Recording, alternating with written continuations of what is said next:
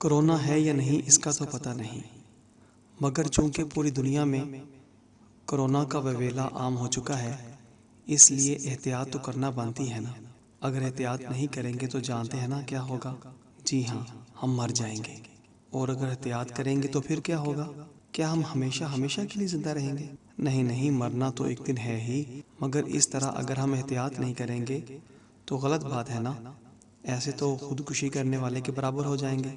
اچھا، یعنی کرونا سے بچنے کے لیے اگر ہم احتیاطی تدابیر کو اختیار نہیں کریں گے تو خودکشی کرنے کے مترادف ہے۔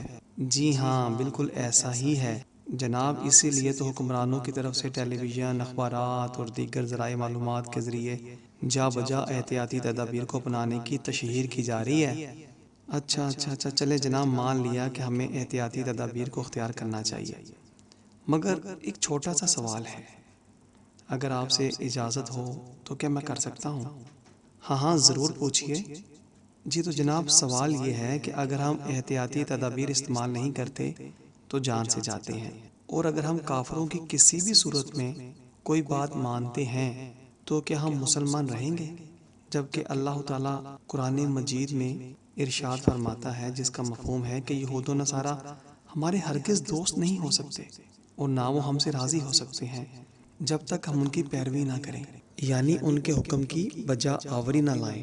اب یہ کرونا تو کافروں کی ایک جیتی جاگتی سازش ہے جو ہر صاحب علم اور صاحب شعور انسان جانتا ہے۔ تو پھر ہم کافروں کی بات کو مان کر تسلیم کر کے خود ایمان پر قائم رہ سکتے ہیں کیا؟ تو پھر ہم کافروں کی بات کو مان کر ان کی ہر بات کو تسلیم کر کے کیا خود ایمان پر قائم رہ سکتے ہیں کیا؟ آپ کے سوال کا جواب تو ہے ہی نہیں۔ بے شک ہم کافروں کی اتباع اگر کسی بھی معاملے میں کریں گے تو خود کافر ہو جائیں گے، یہ حقیقت ہے۔ مگر جناب دیکھو نا، اب کرونا تو ایک بیماری ہے، یہ کافروں سے آئے یا مسلمانوں کے درمیان سے ظاہر ہو، ہے تو بیماری نا۔ اس لیے احتیاطی تدابیر تو اختیار کرنا ہی چاہیے، اس میں تو کوئی بری بات نہیں۔ باقی جو آپ نے کہا وہ بات تو سچ ہے، حق ہے، اس میں شک ہی نہیں کہ ہمیں کافروں کی اتباع اور ان کی فرمانبرداری نہیں کرنی چاہیے۔ اچھا جناب، تو یہ ایک بیماری ہے، مان لیتے ہیں، جو جان لیوا ثابت ہوتی ہے، اور اس سے بچاؤ کے لیے حاکم وقت کی پوری مشینری حرکت میں ہے، اور ہم سب پوری قوم سمیت اپنے اپنے گھروں میں بند ہیں، اس لیے کہ کہیں ہم اس بیماری کا شکار ہو کر موت کی آغوش میں نہ چلے جائیں۔ حالانکہ ہمارا ایمان یہ بھی ہے کہ موت کا ایک دن مقرر ہے، نہ اس سے ایک لمحہ کم اور نہ زیادہ کسی کو ملتا ہے۔ جسے زندگی ملی ہے اسے موت کا مزہ بھی چکھنا ہی چکھنا ہے۔ تو جناب یہ بتلائیں، ملک میں ہر وہ کام جو شریعت پاک میں حرام اور ناجائز ہے، وہ حاکم وقت اپنی مشینری کو استعمال کر کے کیوں بند نہیں کرواتے؟ کافروں کا جمہوری نظام، کافروں کے عدل کا نظام، کافروں کا تعلیمی نظام، کافروں کا سودی نظام، ملک میں جا بجا پھیلتی فحاشی اور یعنی بے حیائی، بغیرتی کے سرعام ہونے والے کام، فلمیں، ڈرامے، گانے باجے، عورتوں کا بے پردہ ہونا، نماز کے اوقات میں بازار، دکانیں، دفاتر، فیکٹریاں ملنے ان کا کھلا رہنا، سنیما، انٹرنیٹ پر فحش ویب سائٹیں، موسیقی کے آلات، اشتہارات، اخبارات، رسالے، میگزینیں، اور ان پر پھر چسپاں ہماری بہنوں بیٹیوں کی تصویریں، بھائیوں اور بیٹوں کی تصویریں، الغرض ہر وہ کام جس پر شریعت پاک کا واضح حکم ملتا ہے، اسے حکمران کیوں بند نہیں کرواتے؟ اور ہم سب چونکہ مسلمان ہیں الحمدللہ، جب حاکم وقت ہماری جان کو بچانے کی غرض سے اپنی ساری مشینری استعمال میں لا کر ہمیں گھروں میں قید کر سکتے ہیں، اور ہم بھی چوں چرا کیے بغیر بند ہو سکتے ہیں، وہ بھی فقط اپنی جان کی حفاظت کے پیش نظر، تو پھر ہمارے ایمان کے، اسلام کے، مذہب اور دین حق کے تحفظ کی خاطر ہمارے اللہ کریم اور پیارے نبی صلی اللہ علیہ وآلہ وسلم کے احکامات کی بجا آوری کے لیے نظام رحمت نافذ کیوں نہیں کرتے؟ خود بھی اور ہم سب کو بھی نظام رحمت کا پابند کیوں نہیں بناتے؟ یہاں ایک سوالیہ نشان پھر سے کھڑا ہو جاتا ہے، کیا حاکم وقت ہم کو موت سے اس لیے بچانا چاہتے ہیں کہ ہم جملہ برائیوں کو سر انجام دیتے رہیں اور کافروں کے نظاموں کی حفاظت ہم اور ہماری نسلیں کرتی رہیں، اور ہر وہ کام جو شریعت پاک میں کرنا حرام حرام حرام اور ناجائز ہے اسے ہم بخوشی اختیار کیے رکھیں؟ ایمان سے بتائیں، کیا آپ سب ایسا ہی چاہتے ہیں؟ اگر ایسا ہی چاہتے ہیں تو پھر حاکم وقت جو کر رہے ہیں وہ درست کر رہے ہیں، جب وہ نظام کفر چلانے والے خود ہیں۔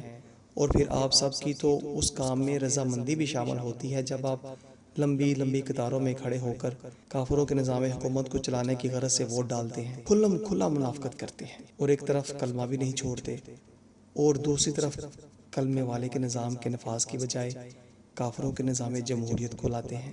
تو پتہ یہ چلا جناب کہ ہم سب کافروں کے نظام کو نہ صرف پسند کرتے ہیں بلکہ ان کے نظاموں کے عوض جو ہمارے معاشرے میں برائیاں پنپ رہی ہیں، ہم سب کو نہ صرف وہ پسند ہیں بلکہ ہم سب ان برائیوں کے محافظ، معاون اور مددگار بھی ہیں۔ ہم انتہائی گمراہی کا شکار ہو چکے ہیں، اور یہ گمراہی فقط دین سے دوری کی وجہ سے پھیل رہی، اور دین سے دوری کی وجہ کافروں کا سازشی نظام تعلیم ہے، جس کا جال گلی گلی، محلے محلے اور گاؤں گاؤں میں پھیلا دیا گیا ہے۔